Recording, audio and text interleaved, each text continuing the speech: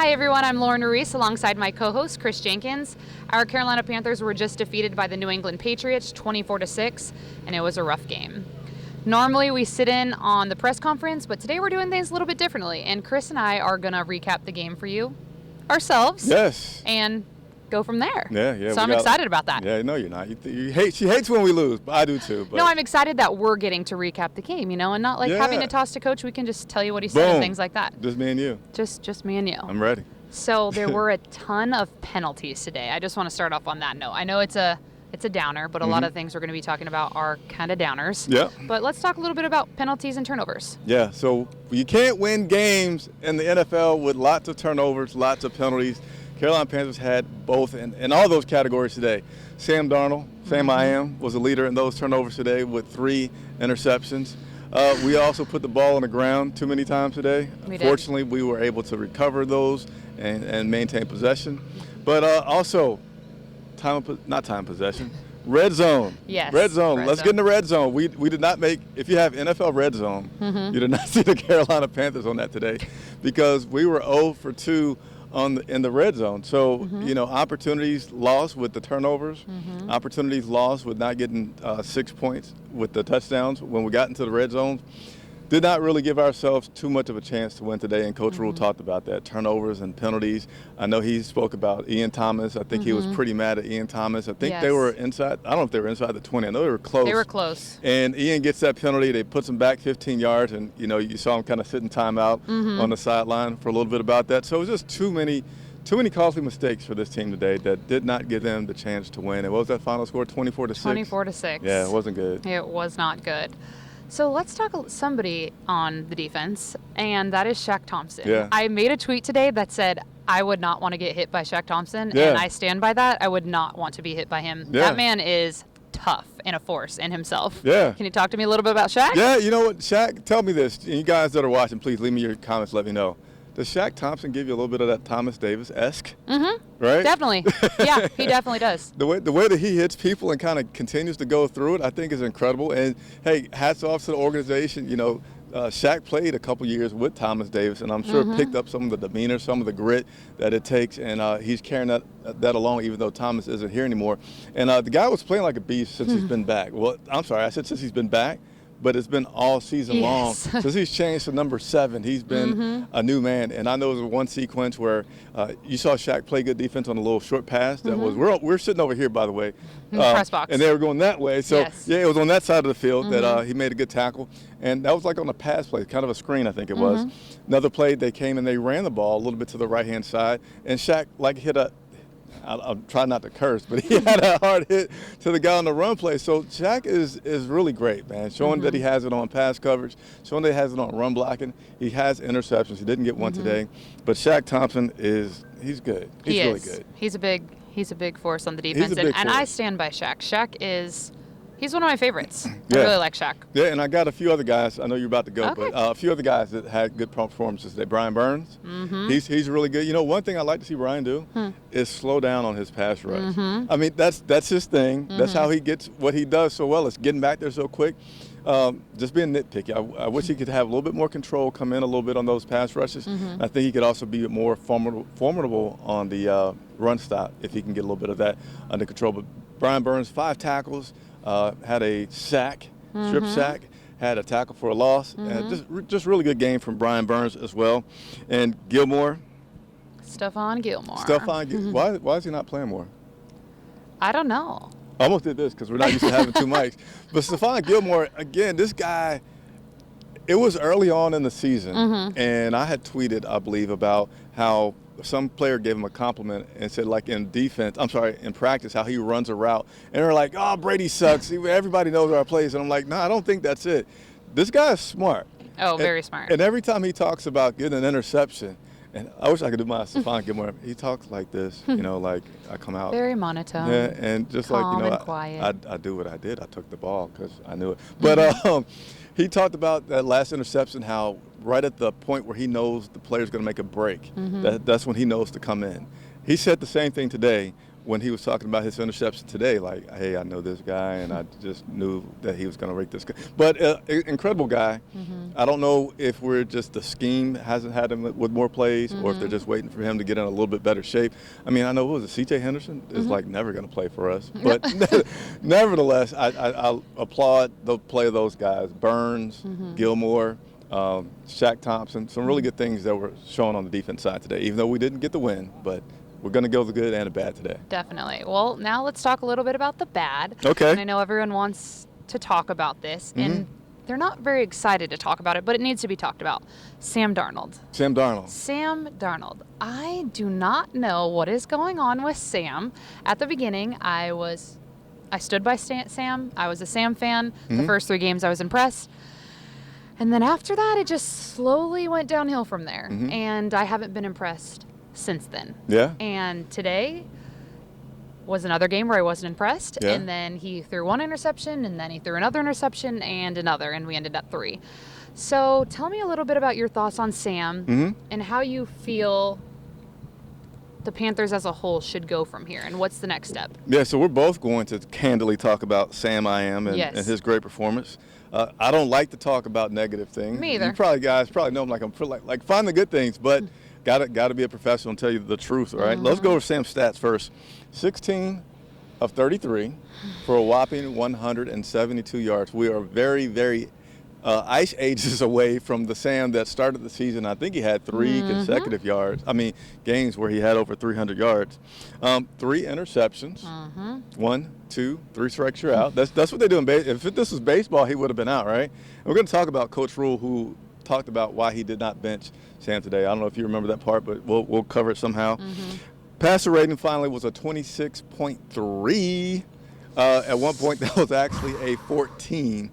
But he said, hey, I'm not going out like that. Let's bump it up. He had a 26.3 passer rating. And, so Sam is not the answer for the Carolina Panthers. I don't believe he is either. It took me a while, and I like to be really confident when I say something about a guy. And at first I was like, okay, it's only 1 game. Okay, it's only 2 games. All right, now we're at 50-50 with Sam. But Sam has been absolutely, let's see, we're now 3-5. Is that right? Is that right? No. We're 4 and 5. 4 and 5. It's almost like we won that 1 game in spite of Sam, right? The Atlanta game. So Sam has had, if we're 4 and 5, Sam, in my opinion, has had 6 bad games. He had 3 good ones, and he had 6 bad ones. And the amount, it's a few things that I see with Sam. One thing is, like, you can say a guy has potential for only so long before you say, okay, we have to now change our evaluation of this guy. He does have a good ability to scramble in the pocket. I say he really does. He can get out of some trouble. He can sidestep. He can run. But his biggest problem with it is after he gets out of trouble out the pocket, he makes a poor decision to finish off the play, and it's throws like, well, the ball away. Yeah. We wish he would throw the ball away. No, like literally. Yes. You know what I mean? Yeah, he gives it to the other team. Yes. and then today, I don't know how many it was. I wish we had like a statistician in our ear to tell us stuff. But Sam, when he gets out of the pocket, he makes a poor decision to finish off the play. If he stays in the pocket, his balls are getting tipped. I don't know how many balls that he had get tipped today. Yeah, it was bad. I think it's even a few that were completed in spite of the ball being tipped. So you look at all that. You look at the happy feet that we've talked about. You look at the interceptions once he starts scrambling. You look at the batted balls, and you say, this guy, he's taken away more opportunities than he's providing with whatever other skills that he has. And here, check this out. Tell me what you think. And I'm going to definitely give you the platform to talk here. I think Coach Rule is stuck. Between a rock and a hard place. I think this is like they're absolutely stuck. Bench Sam, okay, you can. But then you got P.J. Walker. I don't feel like when they made P.J. Walker their backup quarterback that they were doing it with the anticipation that they would have to count on P.J. Walker. I feel like it was, hey, P.J. Walker is our development. He can be good under Sam, come in when we need to here and there. But we're not going to rely on him yet. So I feel like, part of why did I bench Sam is like, well, if I put in P.J., what am I going to do? Because he still has a similar problem with turnovers as well. So you know what? I'm going to step out because I'm going to try to fix my light. But I'm going to step out and let you have the mic, but I'm going to be real back. But go ahead, say your parts. I'm not quite sure on how to feel about Sam Darnold other than I'm extremely frustrated. He hasn't performed, and it's been really tough for me to watch him these last few games because he just continues to make mistake after mistake after mistake. And he, like Chris said, anytime he gets under pressure, he's able to scramble, he's able to quickly move and get out of there, but then he doesn't make a smart decision and literally throws the ball away. And when I mean throw the ball away, I mean he literally throws the ball away to the other team. So he is not the answer. I agree with you 100%. I don't think he is Carolina's answer, but I do believe Matt Rule is stuck between a rock and a hard place because it's almost like, what does he do? I mean, everyone wants Sam to be gone, and I know that everyone's upset and angry, and they don't think Sam deserves to play, and rightfully so. You have the right to think that because of the way he's performed. However, I just don't know what Matt Rule thinks he can do about it right now, because if he does go and put PJ Walker in, are we going to have the same outcome? And I kind of have a feeling that we will. We would. So he has a really hard decision to make, but it's almost like we have seen for the last how many weeks that this is the Sam we're going to get. Yeah. And so it's rough. If you put PJ in, maybe you could hope that you're going to run the heck out of him. And maybe you'd hope that Tepper and fans and maybe even the other players would be like, well, they're more patient because he's a guy that's more in development, that they know that they're trying to get along, versus Sam, you're expecting him to be more of a veteran leader and be good. But yeah, Sam's not the answer, and our team is now, I feel, stuck. I don't know if you agree that they're stuck, and we got how many more weeks of this to try to figure it out? Well, not figure it out, but to watch. A good amount of time. Still another 2 months, so we got a ways to go from here. And I think the frustration is mounting with players, and I was watching there with the binoculars about. Oh yeah, let's talk about Robby Anderson. Yeah, Robby came off the field, and Robby's been struggling too. But still, Robby came off the field after, I don't know, interception number 2, might have been 3. I think that was the third. It was the third one? Came off the field right behind us is where they were sitting. And Robby threw his helmet first, and if this is Sam, Robby's fussing, rocking like this, and he's fussing. And I think he might have glazed over once. But he wasn't directly just yelling. Sorry for going all over the place. He wasn't directly yelling at Sam, but you just have to, I don't think you have to be too creative to say he was probably wanting him to hear how frustrated he was. And rightfully so. He had every right to. Yeah, with what was going on. And Terrace Marshall, I saw earlier interception. Guys, I don't know the numbers of it, but after an interception, he kind of threw his hands up. And, I think that how could you not be frustrated? I think it's not shocking, Coach, you got to talk. Nah, you don't have to. They want. These are professionals. Absolutely. And I mean, they take accountability, like Robby Anderson has taken accountability for how he's played the last few weeks. So I feel like Robby had every single right to react like that, along with everyone on the team, to be honest, because it's just, you do not need to be doing that. He was throwing why? It just made no sense to me. Watching it from up there is okay, 1 interception, 2 interceptions. After 2, you thought, he's definitely not throwing this ball. He's just not going to throw it. They need to run the ball at this point because he's clearly going to continue throwing interceptions. And then, sure enough, he threw another interception. So I think it was the third one that Robby got upset with, and I think he had every right to. So I don't know. It's a touchy and tough topic to talk about. That was a tongue twister. That was a lot of tease. Wow, right that was a big and you tongue went twister, through it, and I got it. Hey, you're not going to be just remember the days that Lauren was on Charlotte Vibe, because she's going to get somewhere else because she's so talented. All those T's you just rolled off. I know, but sometimes I get twisted up on my words, so I appreciate that. Well, let me put you on the spot. Okay. That I almost forgot as I'm looking at this graphic, but I'm thinking, Coach Rule and Robby Anderson, right? He talked about why he didn't bench him. What do you think about why he did not bench Sam? And do you blame more of Rule? Do you blame Brady? Where do you place blame at for the interceptions that Sam's doing right now? I think Brady, but I think Rule did do the right thing, because as much as I was frustrated up in the press box saying we need to put PJ Walker in, once I was calmed down and I thought about it, I said, does it really make sense to put PJ Walker in the fourth quarter?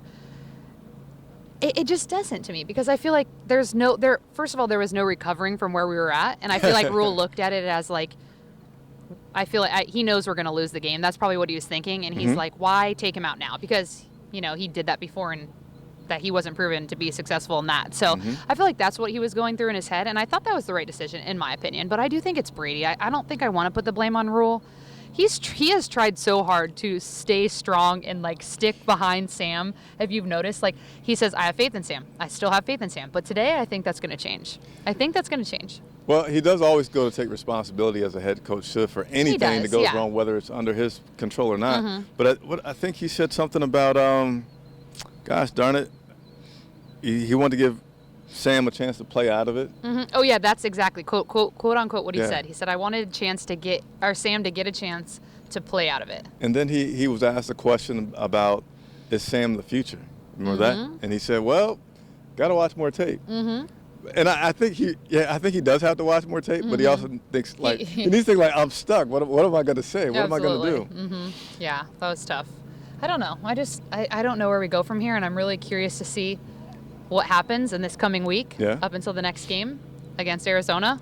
Yeah. So I guess we'll have to see. All right. But enough of talking about Sam. Yeah, you're right. Let's talk a little bit, like on the positive side, about Christian McCaffrey. I know everyone was super eager to have him return. Yeah. How did you feel he did today in his limited snaps and playing? He played more than I anticipated him playing. But how do you think he did? I can actually tell you how much he did play. I didn't think about that, but as you said, like I have the numbers in front of me. He had 14 rushes. Okay. And then he also had 9? No, he didn't have 9.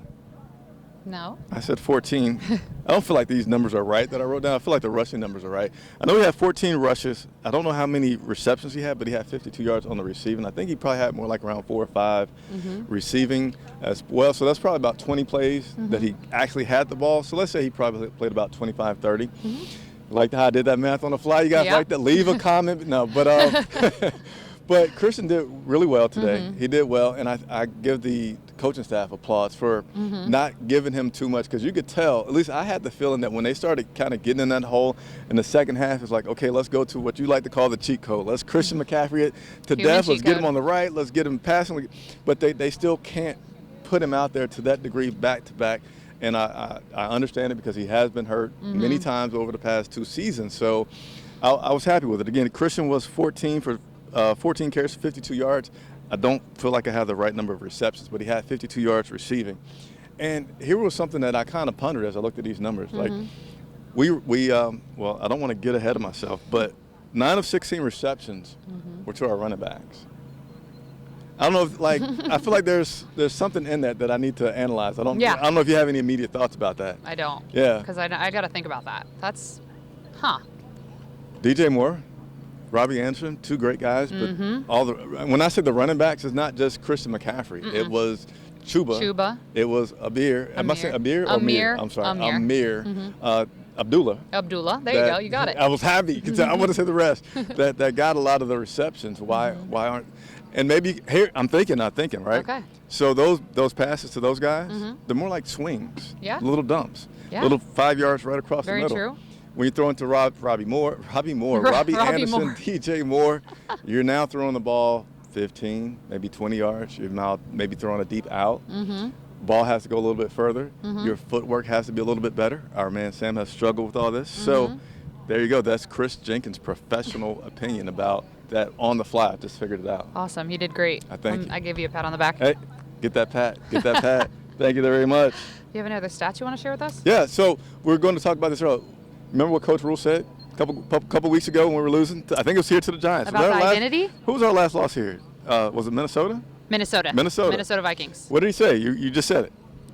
He said, something about identity in the run game, right? Yes. New identity. Yes. Something like that. That's it. You don't have to add anything else to it. We're going to run the ball more than we're going to pass the ball. I don't believe you can win a game rushing like 20, 25 times. I want to run the ball about 35.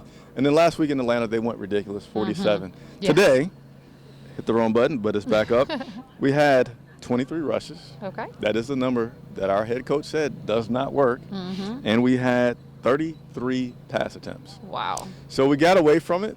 I would say in this game you didn't have to so much because final score is bad, but we were, if you take the red zone 0 for 2, you make them touchdowns, that's 14 points.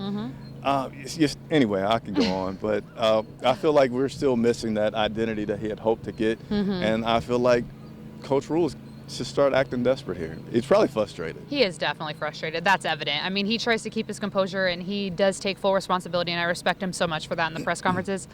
but he has to go home and just be so upset. You know he does. So shout out to Roll for keeping his composure, and let's hope things turn around from here on out. Yeah. But one thing that was shocking to me is that we have only had one touchdown in the last 3 games. How do you feel about that? Yeah. So we didn't have any last week, or did we have one last week? Oh, no, I don't think we did. No, wait, was that was it? Yeah, it was against Atlanta. Right. Yeah, it was against Atlanta. Because he had, I think, 13 points. Yes. Zane did, so that was 4 field goals and 1 extra point. So yes. we did get a touchdown there. It's terrible. It is so terrible. It's terrible. Like, come on. 3 give me games. I'm trying to get the raw. Like, if you guys saw her in the press box going crazy. Oh, I'm you trying to wouldn't have wanted to see me in the press box. Let them know how you feel about this 1 touchdown in 3 games. I am so mad. It makes no sense to me of how we can only have 1 touchdown in 3 games. We cannot rely on our kicker to be the only person to score points for us on our team. So do you feel like we have weapons that are capable of scoring? Absolutely we do. Like, I do don't we have understand adequate what's going on. resources? Yes, we do. And I don't understand what is happening. I mean, I know we have struggled offensively in our offensive line, but that still doesn't make sense to me how we can only have 1 touchdown in 3 weeks. Yeah. So, yeah, that was my frustrations. I was expressing that to everyone in the press box. Yep. Chris knows. Yep. The guy sitting next to me know. Yep. It just is so upsetting to me. And I really, really hope that we're able to get it together because this is getting really bad. Yeah. I don't have anything else. You're done? I don't. I'm right. I'm it. Well, I'll have a few plugs, and I'll let you wrap us out. Okay. So, I lost my train of thought because sometimes I get so excited.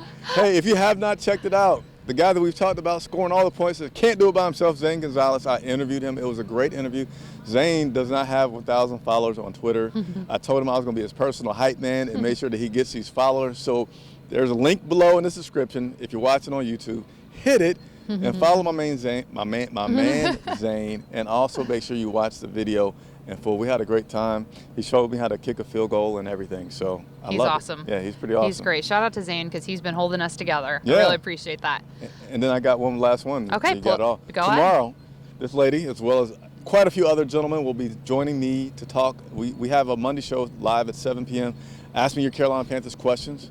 I know that they lost. You guys have lots of questions. We're going to assemble a large panel of people to talk about that tomorrow at 7. So make sure you subscribe, turn on your bell notifications. It's a live show. We want to hear from you and watch. Yes, definitely. Tune in. And again, follow us on all social media platforms, Charlotte Vibe, Instagram, Facebook, Twitter, YouTube. You know it all.